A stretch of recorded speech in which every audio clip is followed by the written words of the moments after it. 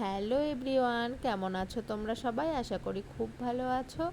আমিও খুব ভালো আছি। আমার নতুন একটা ব্লগে তোমাদের স্বাগত। তো আজকের ব্লগটা এখান থেকেই শুরু করছি, আর এইভাবেই শুরু করছি। সকালে ঘুম থেকে উঠে বাসি ঘরগুলো ঝাড় দিয়ে নিচ্ছে, আর এত পরিমাণে গরম পড়েছে। সকালের দিকটায় আমার মনে হচ্ছে বেশিই গরম লাগছে, তারপরে আস্তে আস্তে যাই হোক রোদটা কমে যাচ্ছে, একটু ঠান্ডাই হয়ে যাচ্ছে। সকালে মানে প্রচণ্ড রোদের তাপ দিচ্ছে আর প্রচণ্ড গরম পড়ছে। তো অনেক দিন ধরেই বাড়ি ছিলাম না, তো বাড়ি এসে অনেকটাই কাজ বেড়ে যায় বাড়ি না থাকলে, আর কি ঘরগুলো নোংরা হয়ে যায়, আর সব দরজা জানলাগুলোও নোংরা হয়ে গেছে। তো আজকে মঙ্গলবার বৃহস্পতিবার এরকম করে আর কি ঘরগুলো আমার পরিষ্কার করা হচ্ছে না, মানে ঝুলগুলো ঝাড়াও হচ্ছে না। ঝুল ঝেড়ে তারপরে এই যে জানলা দরজা যেগুলো ধুলো পড়েছে সব মুছতে হবে আমাকে। তো এইদিকে আমার এই যে বারান্দাটা ঝাড় দেওয়া হয়ে গেছে, আর সোফাটা সরিয়ে রেখেছিল বাবা একটু, আমি আবার ঠিক করে দিলাম। আর দেখো এত পরিমাণে রোদ পড়েছে তো কি বলবো। তো এই যে এইদিকে আবার এই ঘরটা ঝাড় দিতে চলে এসেছি। তো এই ঘরগুলো ঝাড় দিয়ে এত গরম পড়েছে, তো আমি আর অনেকটাই লেট হয়ে গেছিলো আজকে সব ঘর পরিষ্কার করতে। তোমাদের সাথে সব ভিডিও শেয়ার করতে পারিনি, কারণ ফোনে চার্জ ছিল না, তার জন্য চার্জে বসিয়ে দিয়েছিলাম, তো ভিডিও করতে পারিনি ওই জন্য। তো সকালে ঘুম থেকে উঠে আজকে আর জামা কাপড় মেলতে যাইনি, আর অনেকটাই লেট হয়ে গেছিলো, খিদে পেয়ে গেছিলো দেখে নিচে চলে এসেছিলাম। আর 2 প্যাকেট সুজি ছিল, তো সুজিতে পিঁপড়ে লেগে গেছিলো দেখে আমি বললাম যে সুজির উপমা করে ফেলি, নাহলে সুজিগুলো আবার নষ্ট হবে। ওই জন্য আমি বললাম যে আজকে নিরামিষ করেই সুজির উপমাটা করি। বৃহস্পতিবার ছিল, নাহলে মা আবার খাবে না, তার জন্য। আর হচ্ছে বাবা পিছন থেকে কারি পাতা তুলে এনে দিল, বাড়ির পিছনেই কারি পাতা গাছ আছে, তো সেখান থেকে তুলে এনে দিল। আর সুজিগুলো পিঁপড়ে লেগে গেছিলো দেখে আমি থালায় ঢেলে নিলাম, আর পিঁপড়েগুলো একটু মানে বেছে নিলাম আর কি, ফেলে দিলাম পিঁপড়েগুলো দেখে। তো এইদিকে আমি এই যে বাদামটা ভেজে নিচ্ছিলাম ভালো করে, না হলে আবার কাঁচা কাঁচা থেকে যায়, ওই জন্য বাদামটা ভালো করে ভেজে নিচ্ছিলাম।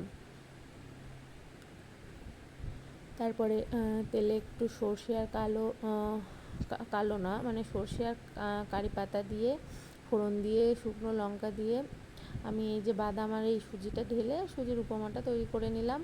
তো আজকে সকালে এটাই খাবো, আর সকালে অন্য কিছু খেতেও ভালো লাগছিলো না বলে আরও উপমাটা করে ফেললাম। আর এই যে এরকম হয়েছিল উপমাটা, আজকে খুব একটা ভালো হয়েও ছিল না উপমাটা, মানে তাড়াহুড়ো করে করেছিলাম আর কি, খিদে পেয়ে গেছিলো দেখে। তো খাওয়া দাওয়া করে এই যে জামা কাপড় যেগুলো কেচেছিলাম সেগুলো পরে খাওয়া দাওয়া করে মেলতে চলে এসেছিলাম ছাদে। আর এত পরিমাণে রোদ হয়ে গেছিলো, মানে প্রচণ্ড রোদ হয়ে গেছিলো ছাদে আজকে। রোদে তো দাঁড়ানোই যাচ্ছিলো না, মুখ টুক জ্বলে যাচ্ছিলো পুরো। দেখো মেঘ দেখলেই আকাশ দেখলেই বুঝতে পারবে তোমরা কী পরিমাণে রোদ উঠে গেছিলো। তো এই যে বেশি জামা কাপড়ও ছিল না, এমন বিছানার চাদরটা তুলেছিলাম কালকে রাতে, মানে কালকে রাতে মেলায় গিয়েছিলাম, মেলা থেকে এসে দেখি বিছানায় পিঁপড়ে লেগে গেছে। প্রায় চক দেওয়া হয়, তো আমার বাড়ি এসে আর দেওয়া হয়নি। বিছানার চাদরটা এমনি পেতে ফেলেছিলাম বাড়ি এসে, তো বিছানার চাদরে পিঁপড়ে লাগা দেখে আমি আর কি বিছানার চাদরটা তুলে কেচে দিয়েছি।